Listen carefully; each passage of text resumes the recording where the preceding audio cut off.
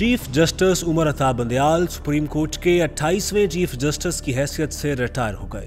Justice काजी फायज ईसा मुल्क की सबसे बड़ी अदालत के नए सरबराह होंगे और चीफ जस्टिस ऑफ पाकिस्तान के ओहदे का हल्फ उठाएंगे। जस्टिस उमर अता बंदयाल 1 साल 7 माह और 14 दिन सुप्रीम कोर्ट के चीफ जस्टिस रहे।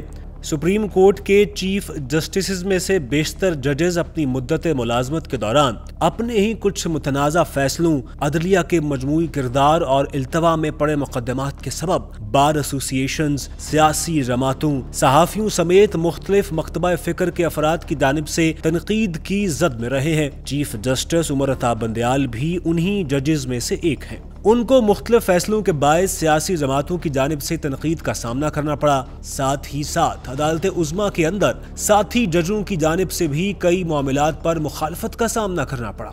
जस्टिस उमर अता बंदयाल के दिए गए फैसलों पर सुप्रीम कोर्ट के अहम जजों ने इख्तलाफी नोट भी तहरीर किए। जज जस्टिस मंसूर अली शाह ने इख्तलाफी नोट में लिखा कि बेंचेस बनाने का चीफ जस्टिस का इख्तियार वन मैन शो जैसा है। चीफ जस्टिस उमर अता बंदयाल को हल्फ लेने के 2 माह बाद ही बड़े आईनी बहरान का सामना करना पड़ा। पीटीआई हुकूमत के खिलाफ इत्तेहादी जमातों की तहरीक अदम एतमाद को डिप्टी स्पीकर कासिम सूरी ने एक रूलिंग से खारिज कर दिया। वजीर आजम के एडवाइस पर सदर ने असम्बली भी तहलील कर दी। चीफ जस्टिस उमर अता बंदयाल ने सोमोटो एक्शन लिया और सुप्रीम कोर्ट के 5 जजेस पर मुश्तमिल बेंच ने 7 अप्रैल 2022 को डिप्टी स्पीकर कासिम सूरी और सदर मुमलिकत के उठाए गए इक़दाम को कल अदम करार देकर असम्बली को बहाल कर दिया, जिसके नतीजे में चेयरमैन पीटीआई के खिलाफ अदम एतमाद की करारदाद मंजूर कर ली गई। तहरीक अदम एतमाद को नाकाम बनाने के लिए तहरीक इंसाफ ने काफी हरबे इस्तेमाल किए, लेकिन सबसे अहम वो रेफरेंस था जो सदर पाकिस्तान ने आइन के शिक 63A की तशरीह के लिए सुप्रीम कोर्ट को भेजा, जिसमें ये इस्तदा की गई कि मुनहरिफ अरकान की असम्बली मेंबरशिप मुअत्तल की जाए। चीफ जस्टिस उमर अता बंदयाल की सरबराही में 3 जजेस ने इस रेफरेंस पर यह राय दी कि मुनहरिफ अरकान वोट डाल सकते हैं, लेकिन इसके वोट को शुमार नहीं किया जा सकता।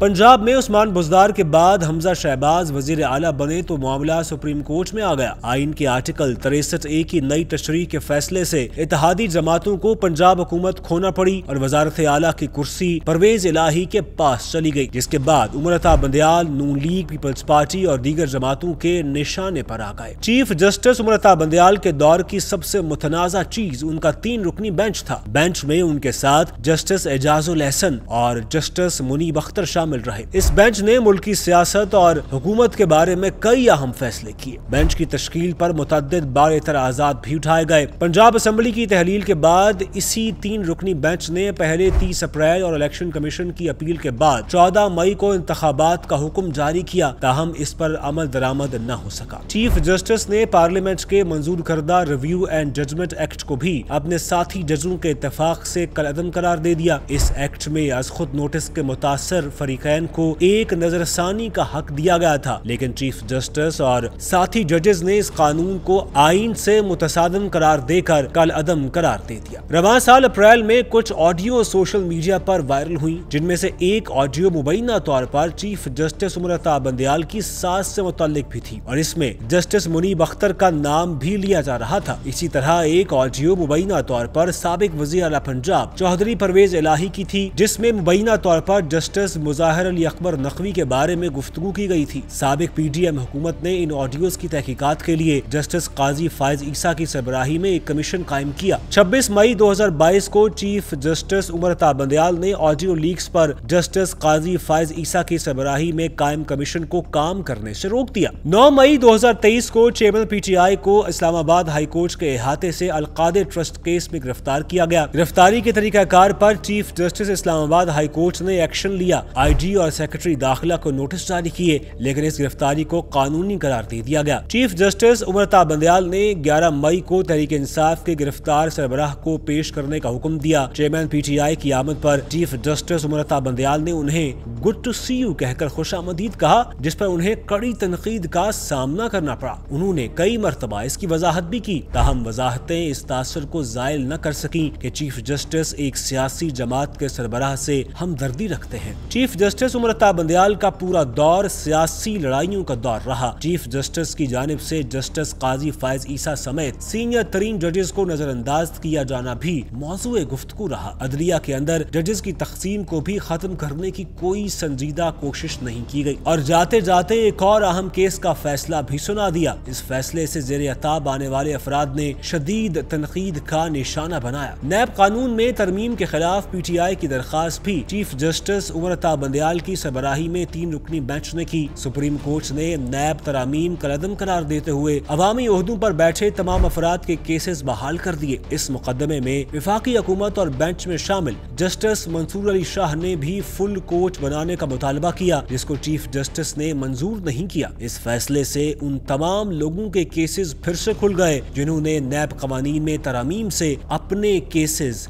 बंद करवा दिए थे।